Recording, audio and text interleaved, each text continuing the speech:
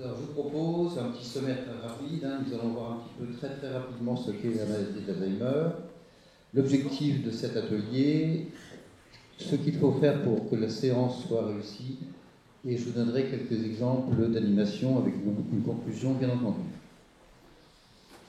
Donc, présentation de cette maladie qui sera très rapide, ce n'est pas trop le but. Alors, je vous rappelle, grosso modo, elle a été découverte en 1906 par Alois Alzheimer, qui était médecin neurologue et psychiatre. À l'époque, la neurologie et la psychiatrie n'étaient pas du tout séparées. Depuis les années 60 en France, il y a les neurologues et les psychiatres. Donc, les principaux symptômes de ceux qui étaient présents hier soir en vue, c'est la perte de mémoire et les troubles du comportement. Grosso modo, cette maladie arrive vers 65 ans. En France, 500 000 personnes. La moitié des maladies dégénérescentes, parce que dans les maladies dégénérescentes, il n'y a pas que Alzheimer. Et 30 000 au moins de 65 ans. C'était le cas de Alice hier. Donc c'est avant tout la maladie de la vieillesse. Je vous l'ai dit, ça arrive vers 65 ans. Et c'est avant tout la maladie de la vieillesse. Et comme nous vivons de plus en plus vieux, est-ce que c'est bien ce que c'est mal, je ne sais pas. Il y aura de plus en plus de malades, mais c'est mathématique tout simplement. Vous avez aussi ce qu'on appelle les autres effets, enfin les autres soucis qui peuvent amener cette maladie, sachant que personne ne sait exactement d'où elle vient. Il ne faut pas rêver, personne ne sait exactement. Ce que les médecins savent, c'est qu'il y a ce qu'on appelle ces deux trucs que je vous présente là, diabète, cholestérol, sédentarité, qui peuvent aggraver la maladie et l'amener plus facilement. Alors diabète, cholestérol, sédentarité, ça c'est médicalement prouvé, il n'y a aucun souci. Ce que j'ai marqué, les deux lignes plus bas, histoire de vie compliquée, dépression somnifère, les médecins n'en sont pas sûrs. Ils estiment que c'est possible que ça amène Alzheimer, mais ils n'en sont pas encore sûrs. Et vous avez aussi tout ce qui est hospitalisation assez longue, ça peut aussi amener Alzheimer. Ce sont ce qu'on appelle les facteurs aggravants.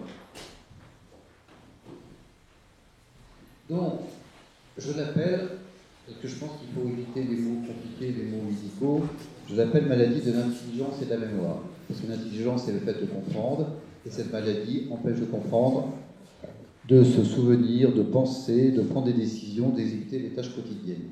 C'est une façon assez simple de présenter cette maladie. Donc c'est, hélas, je dis bien hélas, une déchéance intellectuelle progressive et irréversible, parce qu'aujourd'hui, on ne sait pas soigner cette maladie. Alors j'avais une question dans la salle hier, la personne me demandait si la recherche pourrait trouver quelque chose dans les 10 prochaines années. Aujourd'hui, personne ne peut le dire. Peut-être la génération suivante, mais aujourd'hui, on ne sait pas le dire. Et ça aboutit plus ou moins vite à une dépendance. Alors, je vous ai aussi fait une présentation de cette mémoire, parce que cette mémoire, il faut aussi en parler en autres termes que de termes médicaux. La mémoire, patiemment construite, s'effiloche, je l'ai mis entre guillemets, pour le plus être capable de réaliser des gestes simples que l'on croyait acquis, ou être capable d'utiliser le langage pour communiquer ou exprimer ses émotions et ses besoins. La mémoire patiemment construite. Les parents, la famille, les professeurs à l'école, les professeurs au collège, les professeurs au lycée, tout le monde participe à faire en sorte que cette mémoire puisse prendre un maximum de choses, puisse emmagasiner un maximum de choses. Même dans la vie de tous les jours, la mémoire, on la remplit. Aujourd'hui, vous allez remplir votre mémoire. Et cette maladie d'Alzheimer fait que la mémoire va disparaître petit bout par petit bout. D'abord la mémoire à court terme et après la mémoire à long terme. Alors, j'ai écrit la métaphore de la bulle. Parce que beaucoup de personnes, même nous, même moi, nous pensons qu'eux sont dans une bulle. Mais peut-être que eux, si on se met dans leur tête, si c'est possible, diront que c'est nous qui sommes dans une bulle. Parce que nous sommes tous dans une incompréhension totale. C'est vrai que la métaphore de la bulle, pour moi, ce ne sont pas eux qui sont dans la bulle, mais nous aussi, par rapport à eux, nous sommes dans la bulle. Nous avons tous des capacités que nous allons avoir naturellement et que nous allons à chaque fois fortifier. Nous avons des capacités cognitives, des capacités motrices, des capacités sensorielles, des capacités sociales. Je vous ai fait la liste complète de tout ce que vous avez en vous et j'ai détaillé au maximum. On va ça, que cette maladie-là, vous allez le perdre au fur et à mesure, tout simplement. Nous allons le perdre au fur et à mesure et les malades le perdent au fur et à mesure. Donc ce qu'il faut, c'est repérer quelles sont les capacités qui vont rester. Tout simplement. C'est ce que j'ai écrit, en lien avec les capacités résiduelles ou préservées du malade. Quelles sont ces capacités qui lui restent? Il va les perdre, mais ce qu'il faut, c'est bien vérifier avec les tests que j'ai marqués en bas, qu'est-ce qui va lui rester comme capacité et qu'est-ce que je peux encore lui faire travailler, tout simplement. Et là, vous avez 3 tests qui permettent de vérifier ces capacités. Vous avez ce qu'on appelle l'échelle de Barry-Rasberg, qui va définir grosso modo 3 stades dans la maladie. Premier stade, ça sera le début de la maladie. Deuxième stade, c'est le stade intermédiaire. Et le troisième stade, c'est le stade final. L'atelier que je vous propose aujourd'hui ne concerne que le premier stade, lorsque la personne a encore des capacités restantes, des capacités préservées.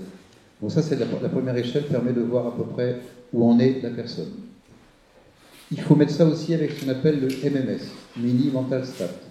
C'est un test qui est fait par le neurologue ou par des psychoneurologues qui est des questions. La personne répondra oui ou non. C'est oui ou c'est non. C'est vraiment très, très binaire. Il y a 30 questions. Si la personne a environ 25 sur 30, elle est en début de maladie. Je vous donne des chiffres grosso modo, bien entendu. Je ne peux pas filer dans le détail, c'est pas possible. Donc si la personne a 25, c'est un début de maladie. Si la personne a entre 15 et 20, c'est le milieu de maladie. Si la personne a moins de 10, c'est une fin de maladie. Vous voyez, il faut mettre en permanence, en présentation, ces trois objets pour être sûr de ne pas se tromper, pour être sûr de bien connaître le niveau de la personne. Et enfin, vous avez le GIR. Le GIR, c'est ce que donne l'APA, c'est le niveau de dépendance de la personne. Donc l'APA, ça va de 1 à 6. 6, ce sont les moins dépendants. 5 et 6 ne perçoivent pas l'APA. Donc 4, c'est les débuts de dépendance, de ceux qui sont un petit peu dépendants. Donc une personne qui est en début de maladie, elle sera en GIR 3 ou 4. Une personne qui est en fin de maladie, elle sera en GIR 1. Donc ça permet de repérer et de voir avec le conseil départemental, de voir avec le neurologue où en est la personne tout simplement. Voilà, donc l'objectif de cet atelier. Pour moi, l'objectif il est simple. J'ai pris une phrase d'Oscar Wilde qui résume parfaitement, qui est une belle métaphore. Ajouter de la vie aux années et pas seulement des années à la vie. Ajouter de la vie aux années et pas seulement des années à la vie. Il faut bien remplir en fin de compte. Il faut remplir au maximum. Et je pense que c'est déjà pas mal, c'est une belle mission. Alors, je vous définis très rapidement la réminiscence. C'est le retour à la conscience claire de souvenirs non accompagnés de reconnaissance. Souvenirs vagues ou incomplets, difficiles à localiser. Un atelier réminiscence est avant tout une animation. Alors qu'est-ce qu'on entend par le mot animation? Animer, c'est donner la vie. Donc ça revient à la phrase d'Oscar Wilde. Ça vient du latin animare, donner la vie, encourager, rendre plus vif. Anima, c'est l'âme, c'est le souffle de vie. Ça, c'est plus de la spiritualité. C'est-à-dire la chaleur, l'entrain mis dans une action, dans une expression, dans un comportement. L'animation, ce n'est pas uniquement le fait de passer le temps, c'est surtout un moyen de donner de l'existence au temps. Des repères dans un repère et une motivation pour chacun. Toute personne, des gens comme nous, il ne faut pas rêver, ont besoin de repères. Repères au accent grave, mais dans un repère ailleurs. Et le malade d'Alzheimer, c'est encore pire. Lui, ça va encore vraiment être sa base, son repère ailleurs. Et pour ça, il faut donner des repères. Et l'animation peut être un repère dans sa vie. Autant que le repas du midi, que le repas du soir, que la toilette. Ça va faire partie de son emploi du temps. Elle permet aussi de nouer des liens entre les personnes et d'ouvrir des horizons positifs. Ça peut permettre des fois, au sein de la famille, à se retrouver, à former un petit duo, tout simplement. Et ça fait du bien de se retrouver des fois en famille. Et même en EHPAD, ça permet aux gens de faire d'autres connaissances que le voisin de chambre, qui est simplement le voisin de chambre d'à côté. Qu'est-ce qu'il faut faire pour que la séance soit réussie? Alors là, je vais vous donner quelques méthodes. Pas des conseils, parce que les conseillers ne sont pas les payeurs, hein, rassurez-vous. Je vais vous proposer des méthodes. La première, c'est Haddock. Alors, vous connaissez tous le capitaine Haddock. Il a perdu, c'est pas celui-là, c'en est un autre. A-D-O-C. C'est mnémotechnique, c'est très simple. Et des fois, lorsqu'on est stressé, on reprend quelques mots comme ça et on se remet dans le train sans problème. A, accueillir. Accueillir, pourquoi? Parce que même si c'est votre conjoint, même si c'est votre parent, comme c'est un moment différent, il faut savoir l'accueillir. Et ça, on le verra dans le détail. Il faut découvrir sa demande. Qu'est-ce qu'il veut travailler aujourd'hui? Qu'est-ce qu'il veut faire de cette heure d'animation? Donc, il faut comprendre, il faut découvrir sa demande. Il faut offrir une solution. Pas la solution. La solution, personne ne l'a. Une solution qui va lui correspondre le mieux possible. Et là, vous direz, OK, j'ai créé une relation. Et ce moment sera très positif et apportera quelque chose. Revenez au moment animation que je vous ai présenté tout à l'heure.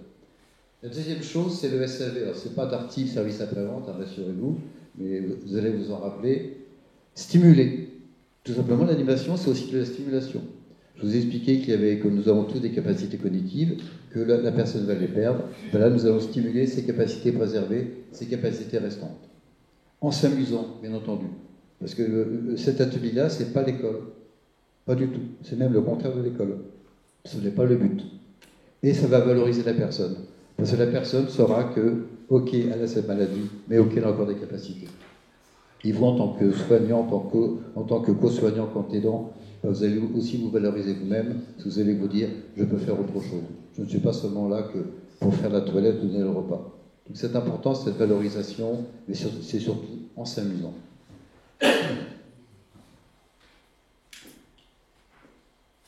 Le piège, c'est de considérer cette personne comme un enfant. Mais rappelez-vous, je vous ai dit la mémoire partiellement construite. Un enfant n'a pas de mémoire, et sa mémoire va se fortifier au jour le jour. Ça, je vous l'ai déjà expliqué. Un malade d'Alzheimer, lui, sa mémoire, elle est construite. Mais rappelez-vous, elle s'effiloche. Donc ce n'est pas un enfant.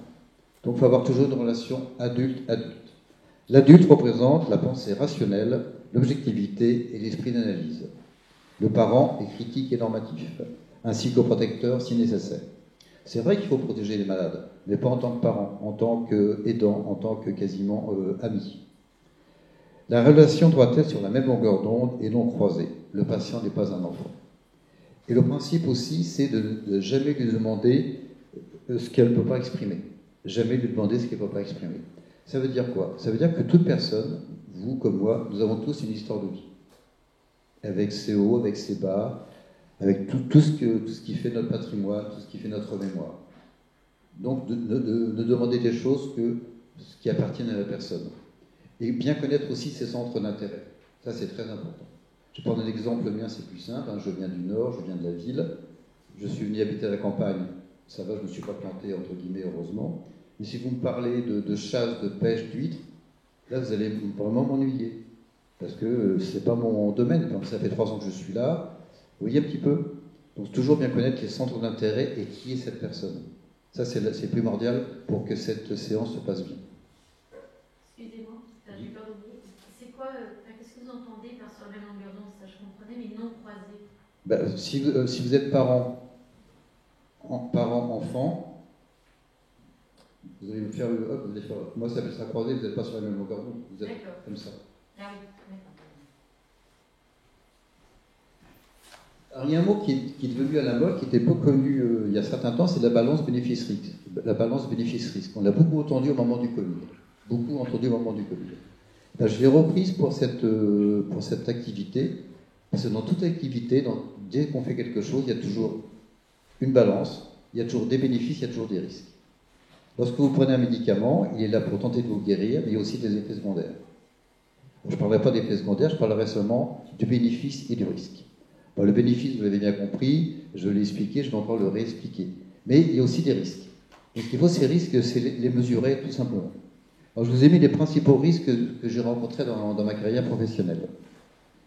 L'acculturation, l'aspect compétition, le déni, la frustration, l'éducation, la position haute, la position basse et la sensation du retour à l'école. L'aspect compétition. Des fois, à l'école, il faut être le premier. Parce qu'après, je veux intégrer telle école, je veux faire ceci, je veux faire cela. Donc il y a un aspect compétition. Là, il n'y a pas de gagnant, il n'y a pas de perdant. Je participe, je m'amuse. Pensez au SAV. Déni, frustration. C'est-à-dire que la personne va refuser. Donc si la personne est dans le déni, la frustration, c'est même pas la peine de commencer la séance. Ça va encore aggraver la situation. L'éducation. Quel est son niveau d'éducation? Alors, ce n'est pas pour faire des niveaux, hein, je ne suis pas là pour ça, pour juger. Mais si la personne a un bac plus 5, elle n'aura pas les mêmes exercices qu'une personne qui a un CAP, tout simplement. Et aussi la position haute, la position basse. Alors, qu'est-ce que j'entends par position haute et position basse? Vous avez des personnes, comme cette personne que nous avons vue hier dans le film, qui a un très beau niveau d'éducation et un très beau niveau scolaire. Donc elle est habituée à être toujours en haut de quelque chose. Elle est habituée à donner des ordres. Elle est habituée à organiser. Lorsqu'elle devient malade d'Alzheimer, elle devient en position basse. Et quelqu'un va un petit peu coordonner pour elle, lui donner des directions. Donc elle risque de mal le prendre. Donc il faut faire très attention à ça aussi. Est-ce que la personne est capable de revenir à un niveau qui n'est pas le sien. Ce n'est pas toujours évident. Et sensation de retour à l'école. Ça, c'est aussi la chose qu'il ne faut pas faire. Ce n'est pas l'école. C'est pour ça que c'est vraiment du SAV. C'est vraiment le ad hoc. C'est pas autre chose. Alors nous, en tant que co-soignants, en tant qu'animateurs, qu'est-ce que nous devons faire? Alors, je vous ai mis les 7 préceptes les plus importants pour réaliser une animation qui soit du meilleur taux possible. Nous sommes plus un guide qu'un professeur. Je vous rappelle que le professeur, c'est l'école. Nous ne sommes pas l'école. Nous sommes un guide pour guider la personne vers la réussite ou pas de son activité. Il est sûrement plus important que le patient participe que réussisse. Ça, c'est Coubertin, tout simplement. Laissons le temps d'assimiler ce que nous lui disons. Nous, on comprend en 3 secondes, nous avons compris. Même en 4. Eux, des fois, ça peut être 10, 20 secondes. Il ne faut pas être pressé. C'est pour ça que ce n'est pas l'école. À l'école, le prof a 1 heure à tenir, entre guillemets. Il faut que tout rentre en 1 heure. Nous, si ça dépasse d'une demi-heure, ce n'est pas grave. Ce n'est pas grave du tout. Sachons arrêter une séance ou faire une pause. Il y a des séances d'animation qui peuvent durer 2 heures sans interruption. Puis d'autres, la personne va s'arrêter au bout d'un quart d'heure. Ça le convient, mais elle sera fatiguée. Parce que je vous rappelle que les patients Alzheimer ont en moyenne 75-80 ans. À 75-80 ans, on n'a pas la même énergie qu'à 20 ans ou 30 ans, même à 50 ans. Et adaptons-nous et adaptons la séance aux patients. Rappelez-vous l'accueil, le ad-hoc et le SAV. C'est toujours nous qui allons vers lui. Il y a un mot qui était prononcé par une dame, je ne sais pas s'il est là aujourd'hui, qui avait parlé d'accompagnement. Dans l'accompagnement, ça vient de 2 mots latins. Ad, vers en direction d'eux, et compagnis, avec qui je partage le pain. Là, vous êtes vraiment encore dans un accompagnement. Donc c'est bien nous qui allons vers eux, et pas eux qui peuvent aller vers nous. Rappelez-vous cette bulle qu'il faut des fois déconstruire. Il faut le considérer comme un interlocuteur. Il faut le considérer comme un interlocuteur. Ce n'est pas un malade. Pas du tout. C'est un interlocuteur, une personne avec qui on va travailler. Croire qu'il peut communiquer. Croire qu'il peut communiquer. Être convaincu qu'il perçoit quelque chose. Je vous l'ai dit tout à l'heure, un malade d'Alzheimer va perdre sa mémoire à court terme. Au début, et après il va lui rester sa mémoire à long terme. Donc ce qui veut dire que lorsque nous communiquons, toutes les informations passent par la mémoire à court terme. Elles vont y rester ou pas y rester, tout dépendra de l'intérêt. Donc si ça intéresse la personne, ça ira dans sa mémoire à long terme. Si ça ne l'intéresse pas, ça partira. Dans la journée, nous recevons 1000 informations, nous en regardons une dizaine, pas plus. On l'entend, on l'oublie. Le malade d'Alzheimer, lui, comme il va perdre sa mémoire à court terme, l'information ne va pas rester. Mais il l'a entendu quand même. Il l'a entendu. Ça ne va pas rester, mais il l'a entendu. C'est pour ça qu'il faut leur parler normalement. Tout simplement. C'est pour ça que je reviens à ce que j'ai dit tout à l'heure. Pas de relation croisée, une formation directe, adulte-adulte. La communication. Alors ça, c'est avec les 7 préceptes, c'est la chose qui est la plus importante. Nous avons l'habitude de parler, on ne s'en rend même pas compte. Nous faisons des phrases sans s'en rendre compte, c'est naturel, ça sort. Je reviens à ce que nous a présenté Alice dans son métier d'hier. Ces personnes-là vont nous écouter, mais est-ce qu'ils vont bien comprendre tout ce que nous leur disons? Pour ça, il faut adapter notre communication à eux, tout simplement. Madame la Présidente est présente. Bonjour Madame la Présidente. Bonjour. Comment allez-vous? Je t'ai vu, désolé. Je continue. Donc il faut adapter notre communication. Et je peux vous dire que ce n'est pas évident. Vous êtes, la séance d'animation peut commencer à 14h. À 13h30, vous finissez le repas, vous lisez votre journal, vous regardez la télévision. Là, vous parlez en faisant des phrases telles que nous sommes habitués à les faire. À 14h, je vais commencer mon atelier. Là, il faut que je change totalement, il faut que j'adapte ma communication à la personne. Donc le principe, c'est, je reviens à ce que j'ai dit, pas de langage enfantin. Pas de langage enfantin. Souvent, j'ai entendu, c'est en dehors de ça, mais pipi, caca, poporé, des mots stupides qui sont totalement horribles. Donc pas de langage enfantin. Des langages tout à fait, des mots tout à fait ordinaires, des mots tout à fait normaux. Avec eux, lorsque l'on fait une phrase, c'est ce que j'appelle une phrase directe. Sujet, verbe, complément. Pas plus. Pourquoi? Parce que je vous rappelle, ils ont du mal à comprendre. Ils peuvent comprendre, mais ils ont du mal. Donc il faut simplifier au maximum. Et je peux vous dire que faire des phrases toutes simples, ce n'est pas évident. Parce que nous, lorsque nous faisons une phrase, nous mettons un adjectif, un complément de ceci, un complément de cela. Une phrase directe. Et ce n'est pas évident. Sujet, verbe, complément. Donc ça veut dire qu'il faut quasiment vous entraîner avant. Ça demande un entraînement et se préparer soi-même. Toujours et aussi une action par phrase. Souvent nous allons dire bonjour, vous allez prendre votre crayon, votre papier, votre stylo. Ça fait une phrase, mais il y a 3 actions. Avec eux, c'est prenez votre. Ou prends, moi je dis, je préfère vous voyez, mais prends ton crayon. Il prend son crayon. Après vous lui direz prends ton papier, il prendra son papier. Après vous lui direz prends le ciseau, il prendra son ciseau. Donc ça veut dire que vous allez perdre 3 fois plus de temps lorsque vous êtes en atelier de cette façon-là. Parce que vous allez à chaque fois faire une action, une phrase, une action, une phrase, et une phrase simple. Alors ça paraît simple comme ça, mais je peux vous dire que j'ai mis un certain temps à l'apprendre, et pour ça, il faut même partir en formation. Et être très, très patient. La personne peut se tromper. Ça arrive à tout le monde. Et heureusement d'ailleurs. Alors, lorsque c'est un enfant, on va lui dire réfléchis. Ou pourquoi? Mais ce ne sont pas des enfants. Donc il faut laisser faire. Il faut les guider dans la bonne réponse. Tout simplement. Et si la personne n'y arrive pas, vous arrêtez. Et vous passez à autre chose. Ou vous faites une pause. Hein, c'est vraiment de la stimulation pure. C'est un amusement. Rappelez-vous le SAD. Alors, je vous donne quelques exemples d'animation qui sont très simples. L'avantage de ces exemples, ça demande très peu de moyens, Et c'est ça l'avantage. Et ça demande 2 morceaux de papier, un peu d'écriture, un ordinateur, et après c'est tout simple. La première chose qui est importante aussi, et ça nous l'avons vu dans le film hier, c'est que la personne va se perdre. Donc c'est l'orientation dans le temps et dans l'espace. Les saisons. Nous sommes en quelle saison? Les dates importantes, Noël, anniversaire, fête, etc. Et les plans de ville. La personne habite Marennes, elle ne sait plus aller à la Miss, vous faites un plan, un grand plan, et vous lui montrez le chemin pour aller à la Miss, avec des points de repère pour y aller, tout simplement. Sur un plan, vous lui montrez ce sous la boulangerie. Et ça lui permet aussi de revoir sa ville, tout simplement.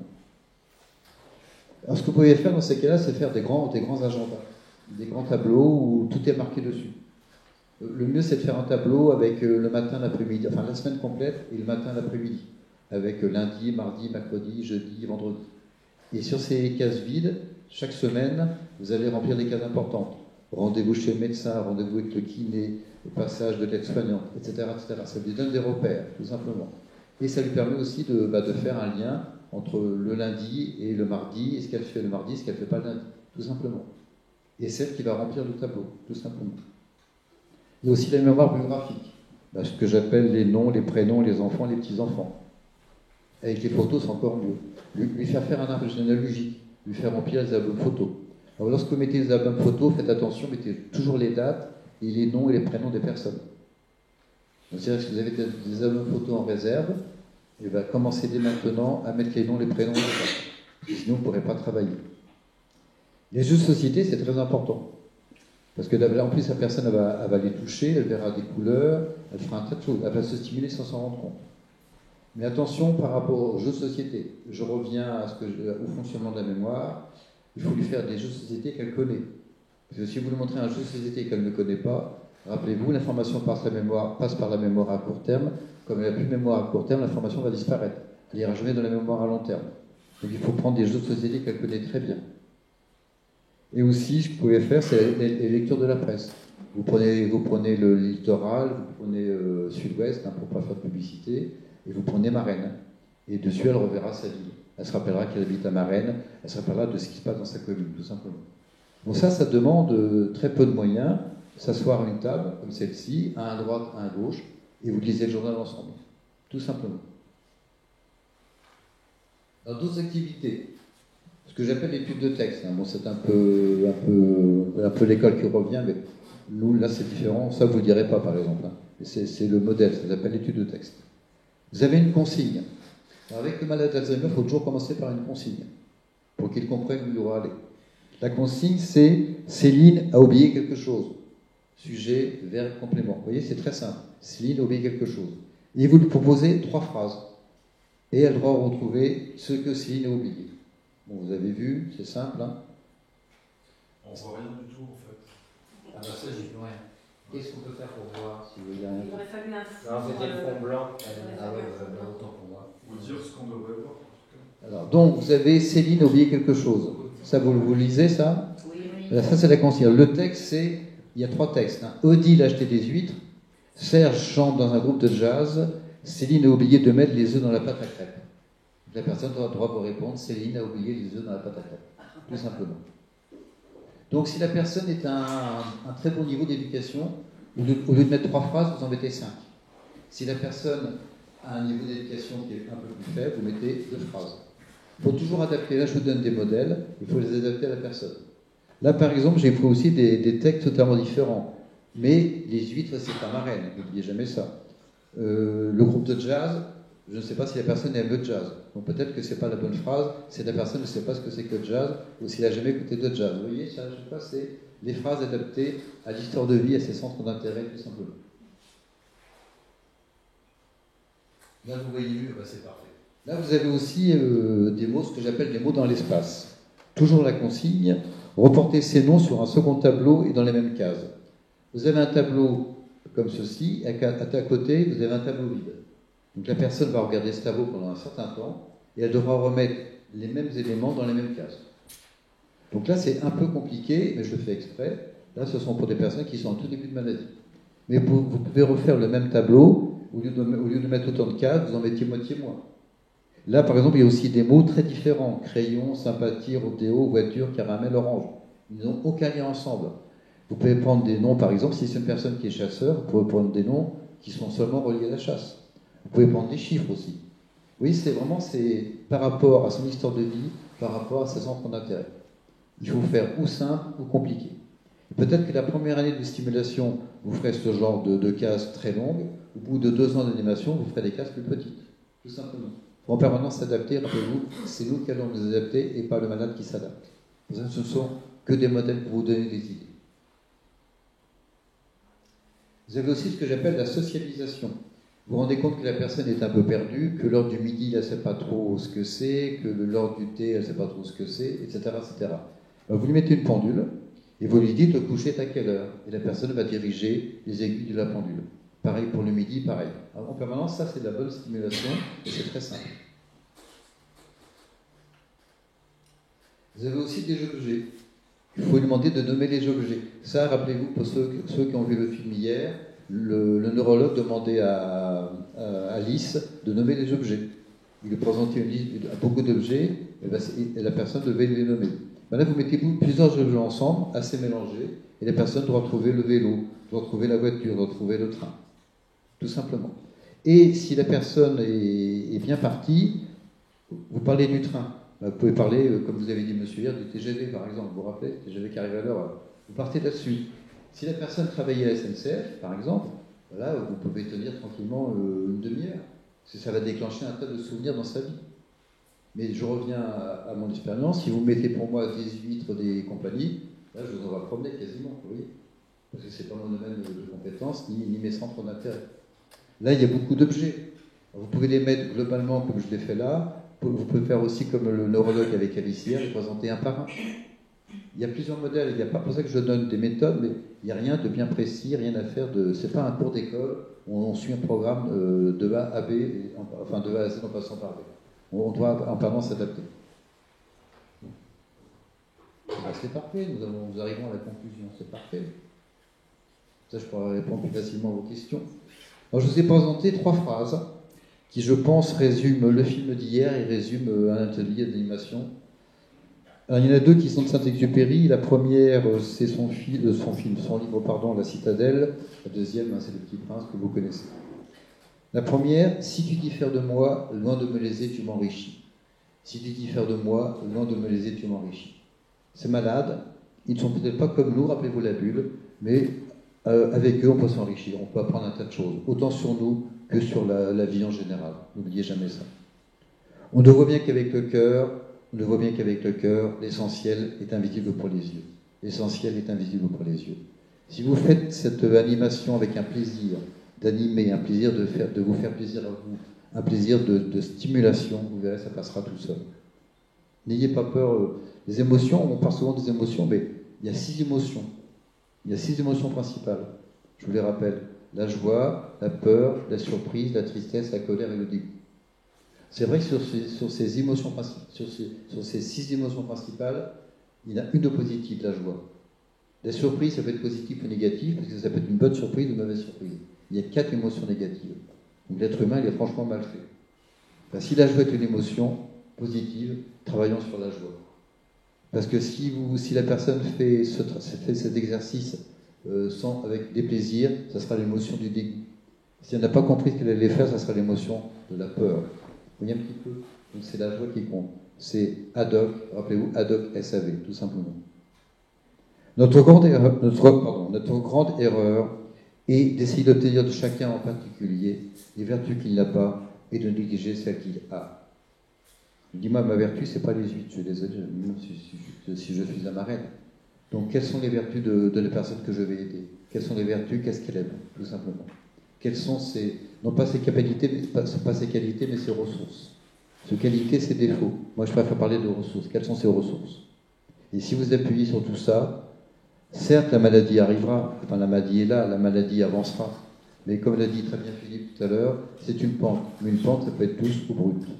Alors, ce genre d'atelier, si c'est fait dans des normes à peu près correctes, telles que j'ai pu vous les montrer aujourd'hui, ça peut donner du temps au temps et ça peut permettre, comme a dit Oscar Wilde, d'occuper le temps correctement. Je vous remercie.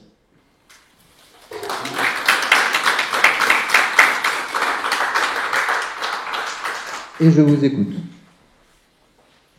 Qui estime que c'est compliqué ce genre de choses? Pour des initiés comme vous êtes, hein, sans qui estime que c'est compliqué à monter? Qui se sentirait entre guillemets, non pas capable, mais se sentirait pas à l'aise pour monter ce genre d'expérience? On n'est jamais à l'aise parce qu'à la base, on n'a pas appris à faire ça. Là, je vous l'ai appris. Voilà. Je l'ai appris, c'est le but. Là. Voilà, je vous l'ai appris, donc c'est ça qui est important. À partir de là, c'est vrai qu'au départ, on fait de notre mieux. Mais on peut faire des bêtises. Mais effectivement, quand on n'a pas les bonnes consignes, on peut être dans la il faut. Je suis d'accord. D'où l'intérêt c'est ce que j'ai dit hier, un aidant doit partir en formation. Presque. Même si, moi je me rappelle, hein, j'étais papa parmi beaucoup de personnes, j'ai appris sur le tas. Ben là, c'est un peu ça aussi. Et je pense que maintenant, si on doit devenir aidant, il faut apprendre à être aidant. Et pour moi, un aidant, c'est aussi un co-soignant. Parce que faire ce que nous avons fait, c'est du soin. Le soin, c'est pas seulement mettre un pansement. C'est aussi soigner, s'occuper de la personne. Je vous écoute. On a encore... Oui, madame. Encore vous. C'est juste un petit peu par rapport au langage. Oui. Il me semble qu'il faut aussi ne pas employer de phrases négatives. Tout à fait. Et c'est extrêmement difficile, effectivement. Ça demande une sacrée gymnastique Je suis d'accord. sans négatif.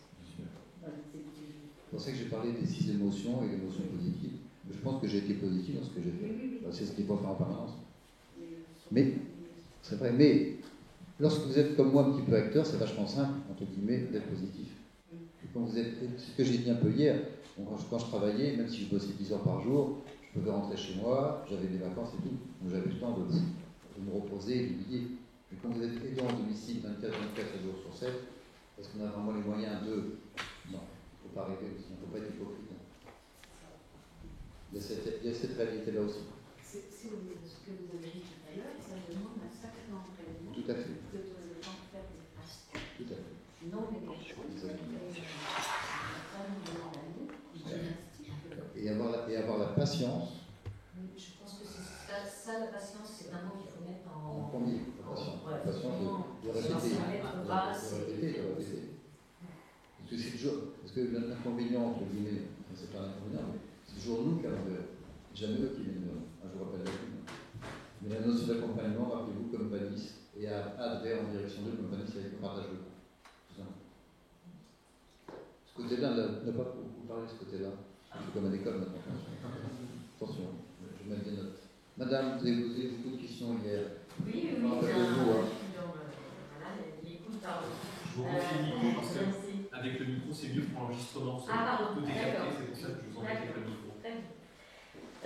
Oui, moi, en fait, ce que j'ai pu constater, dans la famille proche, il y a eu quelqu'un, je ne sais pas trop si c'était Alzheimer, la dégénérescence, etc. Mais c'était que, en fait, la personne la plus proche, à savoir ma belle-mère, en en fait, était dans l'attente pour son mari que finalement la dégradation se fasse le moins vite possible. Et en fait, ce que j'ai bien apprécié aujourd'hui, c'est un peu ce qu'on ressentait quand on y allait, c'est que si on a des attentes vis-à-vis de la personne, on a envie qu'elle reste comme elle est, on a envie qu'elle reste bien, c'est souvent terrible, parce qu'en fait, là, c'est midi le mot, comme-toi, etc. Et on voit la personne en face qui ne réagit plus. J'ai l'impression que selon les personnes, c'est très long d'accepter que si on n'a pas d'attente vis-à-vis de l'autre, ça ne veut pas dire que l'autre va se dégrader plus vite. Il ne faut pas se mettre des objectifs inatteignables. Ouais. C'est pour ça que je radote, hein, mais c'est vraiment un accompagnement. L'accompagnement, le malade est sur son chemin, qui va l'amener à la fin de la maladie, ou aussi à la clinique, nous sommes sur notre chemin. Nous allons nous accompagner, à un moment, nous allons nous retrouver pour faire cette stimulation. Et c'est son chemin. Il ne faut pas empiéter sur son chemin. Et ça, c'est souvent l'erreur des aidants qui veulent trop en faire, qui veulent penser et faire à la place de leur malade. Et c'est là où je reviens, où on les compare plutôt à des enfants qu'à des adultes, tout simplement. Oui, mais alors, j'ai une très bonne question. Pour tout dire, moi, je suis une question pour moi et je n'ai pas eu envie pour l'instant d'aller faire le test et tout, mais bon, j'ai plein de symptômes. Dans la vie concrète, ça va être compliqué. Par exemple, moi, j'oublie très souvent le gaz. Je laisse allumer, je ne veux pas. Ça commence à brûler, etc. J'ai plein de trucs qu'on a commencé à voir dans le film, on ne voit pas tout. Et donc, pour l'autre personne, on revient quand même vers des schémas de l'enfantin. Enfin, on revient vers. C'est un peu pareil pour certaines personnes âgées en dégénérescence. Et donc, c'est difficile, je pense, au niveau quotidien, de ne pas considérer l'autre comme un enfant qui va falloir effectivement protéger, mais protéger aussi. Enfin, c'est difficile dans la tête, je pense, de vivre. Non, c'est pas. Si vous commencez à penser à sa place, si vous commencez à le considérer comme un enfant, vous avez des comportements qui vous amèneront à le prendre pour un enfant. Mais si par exemple, il y a un souci avec le gaz ou n'importe quoi, vous mettez un beau post-it. Vous allez l'aider, vous mettez un post-it, fermez le gaz, ouvrez le gaz, n'importe quoi. Par exemple, il y a un grand placard où sont rangées toutes les affaires, vous mettez des post-it. Là, vous mettez couteau, fourchette, cuillère. Tout simplement. Et là, la personne, ça va l'aider. Et lorsque vous vous rendez compte que la personne a compris, rappelez-vous les indices, je parle des indices, donc vous donnez un premier indice, mais la table. Mets la table. Jugez vers complément. La table. La personne doit, se dire, j'ai besoin des assiettes, des couverts, des couteaux. Mais la personne reste comme ça devant vous. Là, vous lui dites, les couverts sont là. Enfin, pardon, les cuillères sont là. Les cuillères sont là. Là, vous lui donnez un indice un peu plus fourni. Il va prendre. Là, ça va le réveiller. Après, il va se redécouvrir. Oui, d'accord. C'est pour ça que là, c'est pas du tout enfantin. Je vous rappelle que la mémoire d'un enfant se construit et sa mémoire est construite. Mais elle s'effiloche. Qu'est-ce que je peux faire moi en l'accompagnant pour lui aider à retrouver? Et si la personne, au bout de 2 fois, elle joue devant son placard ne sachant pas quoi faire, vous faites à sa place. Là, vous dites, ok, il y a un palier, et avant, 3 jours avant, 4 jours avant de le poser, attends le fait. Attention avec cette maladie-là, parce que c'est une maladie qui est très compliquée. Des fois, le lundi, ça marche. Et puis le mercredi, ça ne marche pas. Alors, c'est pas parce que ça marche le lundi que ça ne marche pas le mercredi que la dame a blessé, le monsieur a blessé. Peut-être que je attends. Donc, vous recommencez vendredi. Tout simplement. Et si ça se maintient comme ça au bout d'un certain temps, ok, vous pouvez y en AVC. Vous allez voir le neurologue pour en faire un test. Quand vous parlez de mettre la table, si on demande à la personne de mettre le verre et que la sécu le trouver, vous disiez à ce moment-là, si elle ne le fait pas, vous le faites à la place. Est-ce qu'on peut lui donner des choses dans la main? Bien entendu. Moi, ce que je fais, je lui donne des assiettes et je lui dis, tu peux les mettre. Et je donne les couverts. Mais vous lui donnez l'assiette, mais vous lui dites, prends l'assiette. Vous nommez ce que vous faites. Ah oui. Parce que si vous montrez que l'assiette, ça ne veut pas dire grand-chose. Si vous dites, non, je lui donne, je dis, maintenant tu peux les mettre sur la table. Oui, il faut prononcer le mot assiette. Voilà. Parce que la personne fera le lien entre le nom et la forme. Toujours. Okay. Parce que ça fait partie des troubles du comportement, des troubles associatifs. Donc vous lui montrez l'assiette et vous montrez ce que c'est à chaque fois. D'accord. Même si elle ne vous reconnaît pas, si elle vous prend pour sa soeur, sa fille, n'importe quoi,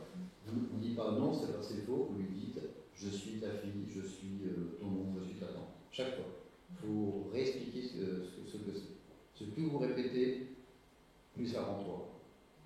Alors, tout ce que nous faisons là, je vous rappelle, hein, c'est au premier stade de la maladie. Premier stade. Jamais au stade 2 et 3. Il ne faut pas rêver, là c'est terminé, c'est vraiment la dépendance totale. D'accord? Toujours. C'est pour ça qu'il faut bien connaître le chef de Paris-Herzberg et se fier au MMS et se fier à la PAC que donne le conseil départemental. Toujours. Oui. Je me permets de faire un parallèle sur les outils que vous avez donnés avec l'éducation positive. Alors ça paraît un parallèle un peu bizarre, mais en fait aujourd'hui, avec toutes les preuves qu'on a avec les neurosciences, on se dirige vers l'éducation positive pour les enfants. Et moi, c'est principalement pour cette curiosité que je suis venue à cet atelier, parce que je trouve que sur le premier stade de la maladie et sur l'éducation positive, il y a énormément d'outils intéressants pour les malades d'Alzheimer du premier stade. Vous parlez des étiquettes tout à l'heure sur les placards, c'est exactement ce qu'on fait à des enfants de 1 ou 2 ans aujourd'hui, pour leur donner des repères et les autonomiser au maximum. Et en fait, ça leur permet d'avoir une autonomie très rapide, sur 3, 4, 5 ans, et de mettre le couvert, de s'habiller tout seul, et c'est exactement ces outils-là dont vous parliez tout à l'heure, les étiquettes sur les placards, donner une assiette en disant juste, moi je le dis souvent à ma fille, sujet, verbe, complément, ma phrase n'est pas compliquée, c'est exactement ça. Et donc au niveau de l'éducation positive, vous allez avoir beaucoup d'outils intéressants pour aider à l'accompagnement. C'est vraiment une richesse, voilà, et ça peut aider pour les malades, je pense. Merci. Je vous en prie.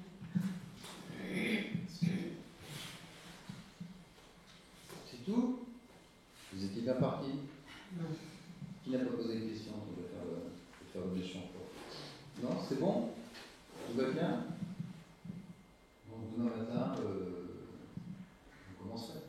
Non, c'est dimanche, lundi. Vous commencerez à vous entraîner. D'accord? Ben, merci, messieurs, dames. Merci beaucoup Philippe pour cette conférence. Merci.